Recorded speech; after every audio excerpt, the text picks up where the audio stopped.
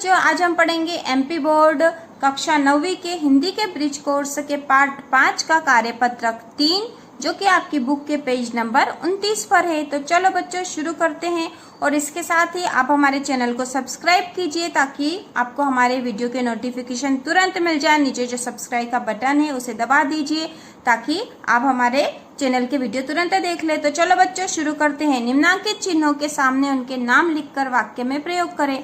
तो यहाँ एक उदाहरण दे रखा, देखो बच्चों, ये लिखा चिन्ह नाम उदाहरण। तो एक उदाहरण यहाँ दे रखा, ये चिन्ह क्या है? प्रश्नवाचक है ना। ये चिन्ह तो आप अधिकतर लगाते ही हो, प्रश्नवाचक है ये। क्या तुम कल स्कूल गए थे? और ये प्रश्नवाचक चिन्ह है। दूसरा चिन्ह क्या है? देखो, आपने देखा होगा इसको, ये है विस्मयादि बोधक, विस्मयादि बोधक चिन्ह, विस्मयादि बोधक चिन्ह। जहाँ कोई विस्मय आश्चर्य होता है वहां विस्मयादि बोधक चिन्ह का प्रयोग किया जाता है। जैसे अरे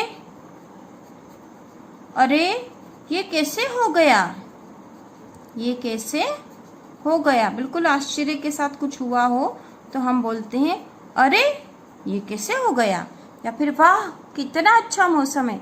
इस तरह के अरे, वाह, आहा वाले जो भी वाक्य बनते हैं उसमें विस्मयादि बोधक चिन्ह साथ में लगता है। ठीक है बच्चों, ये तीसरा जो चिन्ह है देखो, ये है अर्धविराम का, है ना। अर्धविराम वाक्य में जहाँ थोड़ी देर के लिए रुकना होता है वहाँ अर्धविराम का प्रयोग किया जाता है। जैसे राम तुम किताब पढ़ो, राम तुम किताब पढ़ो, कॉपी में भी लिखो। ठीक है, राम तुम किताब पढ़ो, कॉपी में भी लिखो। तो यहाँ हमने अर्धविराम का प्रयोग किया थोड़ी सी ज्यादा देर रुकने के लिए। ठीक है, चौथा जो चिन्ह है वो है अल्प विराम, है ना बच्चों, अल्प विराम, अल्प विराम।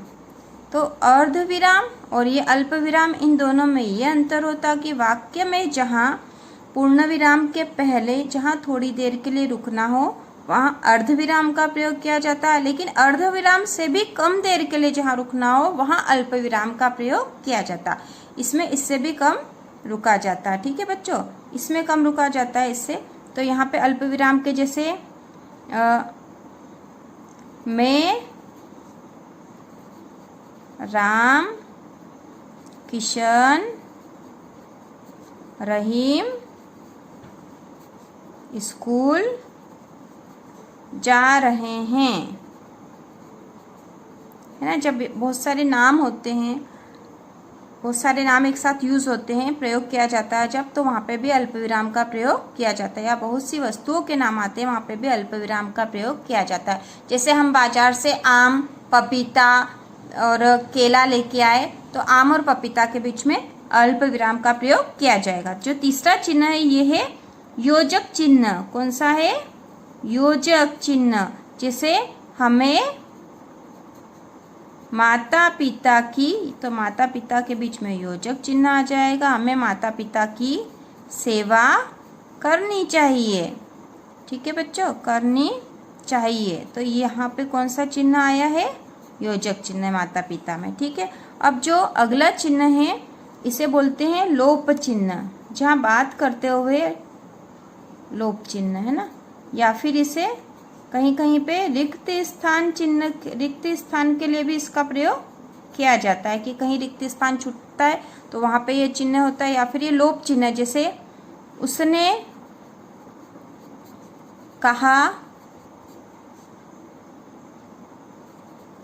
अब तो, और छोड़ दिया, है ना। जैसे उसने कहा अब तो करके यहाँ पे रिक्त स्थान छोड़ दिया, मतलब वो कहना चाह रहा था लेकिन बोल नहीं पाया।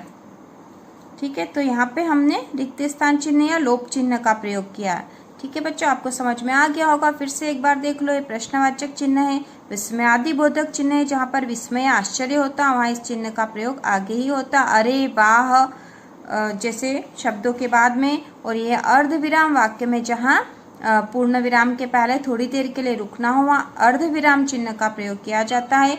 ये अल्प विराम है, जहाँ अर्ध विराम से भी कम समय के लिए रुकना हो वहाँ अल्प विराम चिन्ह का प्रयोग किया जाता है।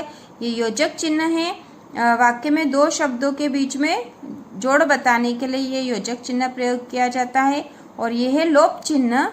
लोप चिन्ह या फिर रिक्त स्थान चिन्ह, जहाँ कुछ छूट जाता है वहाँ पे लोप चिन्ह का प्रयोग किया जाता है। ठीक है बच्चों, अब अगला देखते हैं। अगला एक और प्रश्न यहाँ दे रखा है, निम्नलिखित वाक्यों में यथा स्थान उचित विराम चिन्ह लगाकर वाक्य पुनः लिखिए।